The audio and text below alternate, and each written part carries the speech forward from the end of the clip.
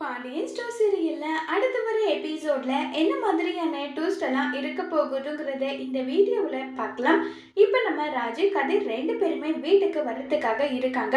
அப்போ நம்ம ராஜு வந்து கேட்குறாங்க, எனக்கு பானிபூரி சாப்பிடணும் போல இருக்குன்னு சொல்லிட்டு சொன்னதும் உடனே கதிர் கேட்குறாங்க, என்ன ராஜு, நீ இப்போதானே அக்கா வீட்டில் வந்து வயிறு நிறைய சாப்பிட்டு வந்த, உடனே வந்து வயிறு வந்து இப்படி இருக்கேன்னு சொல்லிட்டு சொல்றியே, என்னாச்சு உனக்குன்னு சொல்லிட்டு கேட்குறாங்க. என்னன்னு தெரியல, எனக்கு சாப்பிடணும் போல இருக்கு, நீ எனக்கு வாங்கி கொடுக்க முடியுமா முடியாதான்னு சொல்றாங்க. சரி வா வாங்கி தரேன்னு சொல்லிட்டு இப்ப அங்க இருந்து கிளம்பி போயிட்டு வாங்கி கொடுத்துட்டு இருக்காங்க. பருத்தி பால் இது குடின்னு சொல்லிட்டு கொடுத்ததும் ஓகேன்னு சொல்லிட்டு இதை குடிக்கலான்னு சொல்லிட்டு குடிக்கிறதுக்காக போயிட்டு இருக்காங்க. எனக்கு சுக்கு காஃபி குடிக்கணும் போல இருக்குன்றாங்க. பருத்தி பால் வாங்கி வச்சிருக்க, இதுவே இன்னும் குடிச்சு முடிக்கலையா, உடனே சுக்கு பால் கேட்கறியான்றாங்க. இப்ப எனக்கு நீ வாங்கி தர முடியுமா முடியாதா, சரி சரி நான் வாங்கி தரேன்னு சொல்லிட்டு இப்ப வந்து பாத்தீங்கன்னா அந்த சுக்கு பாலை வாங்கி கொடுத்துட்டு இருக்காங்க. வேற வேற என்ன சாப்பிடணும் போல இருக்குன்னு சொல்றாங்க. எனக்கு புட்டு சாப்பிடணும் போல இருக்குன்னு சொன்னதும் சரி வாங்கி தரேன் வான்னு சொல்லிட்டு இப்ப நம்ம கதிரும் வந்து பாத்தீங்கன்னா புட்டு வாங்கி கொடுத்துட்டு இருக்காங்க. என்ன அடுத்தது என்ன, ஐஸ்கிரீம் சாப்பிடணும் போல இருக்கா, ஐஸ்கிரீம் சாப்பிடுறியான்னு சொல்லிட்டு எல்லாம் கேட்டுட்டு இருக்காங்க. ஆமான்னு சொல்லிட்டு சிரிச்சுக்கிட்டே சொன்னதும் சரி வாங்கி தரேன்னு சொல்லிட்டு ரொம்பவே சந்தோஷமா வந்து பாத்தீங்கன்னா ஐஸ்கிரீம் வந்து வாங்கி கொடுத்துட்டு எல்லாம் இருக்காங்க. சரி இப்படியே சாப்பிட்டுட்டு இருப்பியா இல்ல வீட்டுக்கு எங்கேயாவது போகணுன்ற என்ன இருக்கான்னு சொல்லிட்டு கேக்குறாங்க.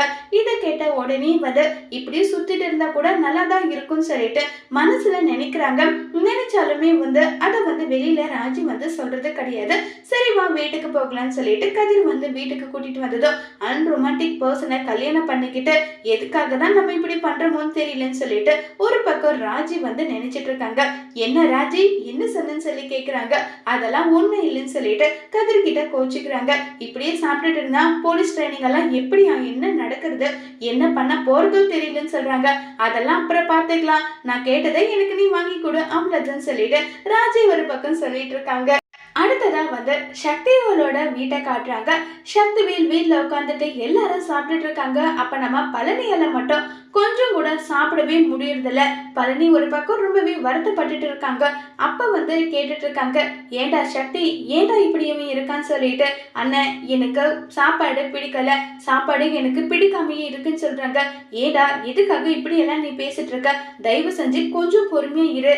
இங்க பார், அங்க இருக்கவங்க எல்லாருமே ஒட்டு மொத்தமா உன்னை வந்து விலக்கிட்டாங்கல்ல, அதுக்கப்புறமும் நீ வந்து அவங்களுக்காக ஏண்டா இப்படி எல்லாம் பண்ணிட்டு இருக்க, முதல்ல உன்னுடைய லைஃபை நீ வந்து வாழப்பாருன்னு நல்லா சொல்லிட்டு எல்லாரும் மாறி மாறி வந்து சொல்லிட்டு இருக்காங்க. இதை கேட்ட உடனே வந்து இப்ப நம்ம பழனி வந்து என்னால ஏத்துக்க முடியல, என்ன பார்த்து நம்பிக்கை துரோகி நல்லா இப்படி சொல்லிட்டாங்களேன்னு சொல்லிட்டு இருக்க. காந்திமதி சொல்றாங்க, என்னம்மா புதுசா வந்து உன்னுடைய மக வந்து உன்கிட்ட உறவாடினா, இப்ப அவளும் வந்து உன்னை விட்டு போயிட்டாலே அதை நினைச்சுதானே நீ இப்படி வருத்தப்பட்டு இருக்க நல்லா சொல்லி கேட்டுட்டு இருக்காங்க. இருந்தாலும் சக்தி நம்ம கொஞ்சம் இடத்த பார்த்து எதுவும் ஒன்றும் முடிவு பண்ணிருக்கணும்டா, நம்ம இப்படி பண்ணது தப்பு தானேன்னு சொன்னதும் உடனே அதுக்கு முத்துவேல் சொல்றாங்க, அம்மா நம்ம ரைஸ் மில் ஆரம்பிக்கும் போது ஒரு கடை 2 கடை தான் இருந்தது, ஆனா இப்ப 15 ரைஸ் மில் இருக்கு, ஏன் இதை பண்ணீங்க எதுக்காக இதை பண்ணீங்கன்னு சொல்லிட்டு இப்ப நம்ம போயிட்டு என்ன கேட்கவா முடியும், ஏமா இது இப்படி எல்லாம் இருக்கு, இவங்க இந்த அளவுக்கு நினைக்கிறாங்கன்னா நீங்க இப்படிப்பட்ட ஆளான்னு சொல்லிட்டு நம்ம மனசுல நினைச்சுக்க வேண்டியதுதான். அதை தவிர வேற எதுவும் நம்ம வந்து சொல்ல முடியாது. இவங்க இப்படி இருக்காங்களா, இருந்துட்டு போகட்டும் சொல்லிட்டு விட்டுட்டு வேலையை பார்க்க வேண்டியது தானேன்னு சொல்லிட்டு இப்ப முத்துவேல் வந்து சொல்றாங்க. உடனே சுகன்யா எல்லாமே போறாம இப்ப பணம் இல்லாம இவங்க இத்தனை நாளா அடிமை வேலை செஞ்சுட்டு இருந்தாங்களே, இப்ப அடிமை வேலை செய்யறதுக்கு ஆள் இல்லையேன்னு சொல்லிட்டு தான் நினைச்சிட்டு தான் இப்படி எல்லாம் பண்ணிட்டு இருக்காங்கன்னு சொல்லிட்டு சுகன்யா சொன்னதும் உடனே முத்துவேல், பாருடா பாரு, சுகன்யாவுக்கு தெரிஞ்ச விஷயம் கூட உனக்கு தெரியல, இனி அது உன்னுடைய லைஃப உன்னுடைய கடையை எப்படி முன்னுக்கு கொண்டு வரணுன்றதுல மட்டும்தான் உன்னுடைய கான்சென்ட்ரேஷன் இருக்கணுமே தவிர வேற எதுலையுமே உன்னுடைய கான்சென்ட்ரேஷன் இருக்கக்கூடாதுன்னு சொல்லி முத்துவேல் எல்லாருமே சொல்லிக்கிட்டு இருக்காங்க. இதை நினைச்சு பழனி ஒரு பக்கம் ரொம்பவே வருத்தமாகவும் ஃபீல் பண்ணிட்டும் அழுதுகிட்டு வந்து இருக்காங்க. அடுத்ததா வந்து பாத்தீங்கன்னா இப்ப நம்ம செந்தில் மீனா 2 பேரும் சேர்ந்து ரொம்பவே சந்தோஷமா வந்து மூவி பார்த்துட்டு இருக்காங்க. பாப்கார்ன் சாப்பிட்டுட்டு அதுக்கு ஊட்டி எல்லாம் நம்ம செந்தில் விட்டுட்டு இருக்காங்க. படம் சூப்பரா இருந்துச்சுல, வேற லெவல் கிளைமேக்ஸ் இல்லைன்னு சொல்லிட்டு மீனா வந்து சொல்றாங்க. மீனா பத்தியா நம்ம தனியா வந்துட்டு எந்த அளவுக்கு சந்தோஷமா நம்ம இருக்கோம், அந்த சந்தோஷம் அங்க இருந்திருக்க முடியுமா? இப்ப யாரும் எதுக்காக இவ்வளோ நேரம் வந்து நீங்க முழிச்சிட்டு இருக்கீங்கன்னு சொல்லிட்டு நம்மள யாரும் கேள்வி கேட்கவும் முடியாது. அதே மாதிரி தான் வந்து எதுக்காக இவ்வளோ நேரம் இதை பண்றீங்கன்னு சொல்லிட்டு யாரும் சொல்லவும் முடியாது. நல்லா சொல்றாங்க. அது எல்லாம் எனக்கும் தான் புரியுது. அதே மாதிரி தான் நீங்க வந்து இதை சொல்றீங்கல்ல, அந்த மாதிரி வந்து நீங்க என்ன பண்ணணும்னா இதை வாங்கிட்டு வா அதை வாங்கிட்டான்னு எனக்கு சொல்லவும் கூடாது. இதை செய் அதை செய் நீங்க சொல்லாம இருந்தா அதை விட சந்தோஷம் எனக்கு வேற எதுவும் கிடையாதுன்னு சொல்லிட்டு மீனா வந்து சொல்றாங்க. மீனா, இப்போ உனக்கு என்ன பிரச்சனை? வேலை செய்யறது தானே பிரச்சனை? ஆமா, அதுதான் பிரச்சனை.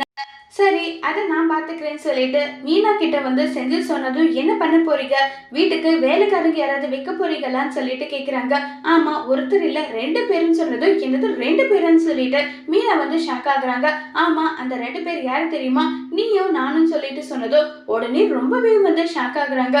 என்ன சொல்றீங்க நீங்க சொல்றது எதுவும் எனக்கு புரியலன்னு சொல்லிட்டு சொன்னதும், ஆமா, இனிமே உனக்காக நான் வந்து எல்லா வேலையும் செய்வேன். இங்க பாரு, நீ ஒரு வேலை செஞ்சா நான் ஒரு வேலை செய்வேன், நான் ஒரு வேலை செஞ்சா நீ ஒரு வேலை செய்வ, அந்த மாதிரி வந்து மூவ் பண்ணிக்கலாம். சரி, இத மாதிரி ஒரு 30 நாளைக்கு நீங்க செய்யுங்க. அப்படி ஒரு வேலை நீங்க செய்யலனா நீங்க வந்து கிளம்பி இங்க வந்துடணும். அப்படி நீங்க செஞ்சிட்டீங்கன்னா நான் இங்க உங்க கூட இருக்கேன். இது டீலா? கண்டிப்பா டீல். இனிமே பாரு நான் எப்படி வேலை செய்யறேன்னு சொல்லிட்டு நீ வந்து இனி அந்த வீட்டுக்கே போக வேண்டாங்க, நம்ம இங்கே இருக்கலாம்னு சொல்லிட்டு நீயாவே வாலண்டரியா சொல்லுவ. இது நடக்குதா இல்லையான்னு மட்டும் பாருன்னு சொல்லிட்டு சொல்றாங்க.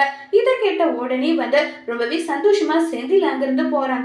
உடனே மீனா நினைச்சு பாக்குறாங்க, என்ன இவரு இப்படி போறாரே, ஒருவேளை இவர் சொன்னபடி செஞ்சிருவாரோ, பார்க்கலாம், என்னதான் பண்றாரோ பார்க்கலாம்னு சொல்லிட்டு மீனா வந்து முடிவு பண்றாங்க. இப்ப நம்ம செந்தில் என்ன செய்ய போறாங்க?